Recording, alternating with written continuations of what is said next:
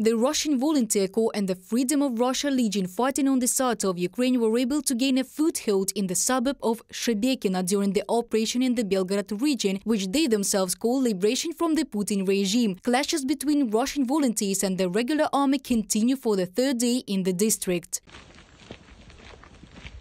The Russian Ministry of Defense has already reported several times on the liquidation of formations and squeezing them out of the Russian border. In response, the Russian Volunteer Corps military recorded appeals directly from the territory of Russia. Several Russian soldiers were taken prisoner of war. Dear Vyacheslav Vladimirovich, I suggest that we exchange these prisoners of war for just a couple of minutes of communication with you, in the temple, without weapons and without soldiers. The governor of the Belgorod region, Gladkov, did not go for the prisoners. Instead, he buried them in absentia. The only thing stopping me from negotiating with them is our guys, who are in their hands. They probably killed them, no matter how hard it is for me to say that. Realizing that the Russian authorities had left their soldiers to their fate, the Russian Volunteer Corps taken several more prisoners, handing them over to the armed forces of Ukraine for further official exchange for Ukrainian military personnel. Here are your very guys from Mr. Gladkov, killed with our hands in his video. As you have noticed, during my absence, it became much more of your soldiers in our captivity. The appearance of actually Russians who want to liberate Russia from Putin and make a free Russia with weapons in their hands, and even with the support and in cooperation with other warriors of other peoples who also want a free Russia. This produces a huge impression, shock, confusion and so on. The residents of the Russian region, where the hostilities are taking place, turned out to be abandoned by the authorities. According to locals, there has been no water and electricity for a week. Emergency services and the police are not working. Bandits and looters are operating. People who come back for things come under fire. The ambulance doesn't come there. If you get to a place outside the city of Shebekino, you will be taken out. If you don't make it, you will be laying there and can die. The situation is not under the control of our army. The looters work very hard. Also, the governor promised that he would increase security. But what protection if there's a frantic shelling going on? Natalia Cheremchenko, resident of Novaya Tavalzhanka, in the commentary to the publication Current Time.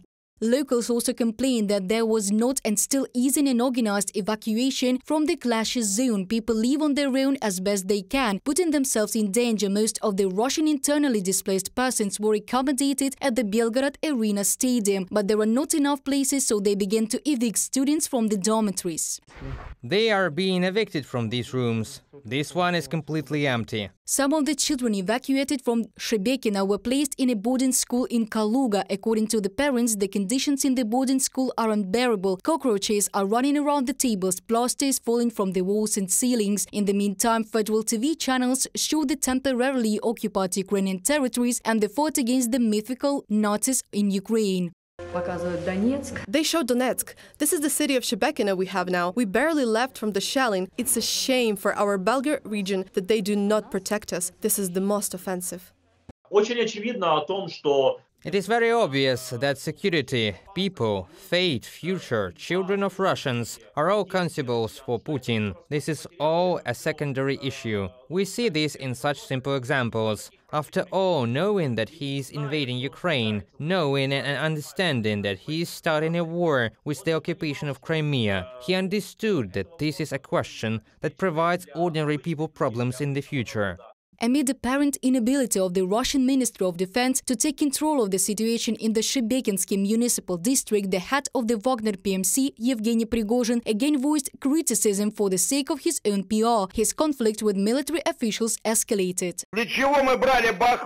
Why did we take Bakhmut and rename it Artyomovsk? Why are tens of thousands of people, our Russian guys, dying, moving towards the west, in order for us to start giving away step by step pieces of the Belgorod region, our primordially Russian land? Why is everyone silent about the deaths of these civilians? Where is General Lapin? Where is Shoigu? Where is Gerasimov? Where are the explanations to the Russian people?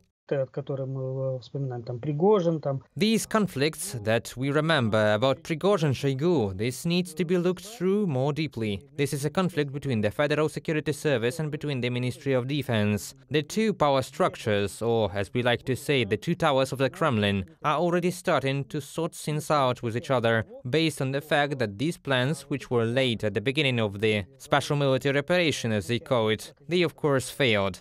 The tragic events in Shebekino should be considered as the result of Putin's imperial policy. Mikhailo Podolyak, advisor to the head of the Office of the President of Ukraine, commented on the situation in the border areas. He also added that this city has become a model for the future war cities of Russia. Reported by Diana Kolesnik, Vasil Panasiuk, UATV News.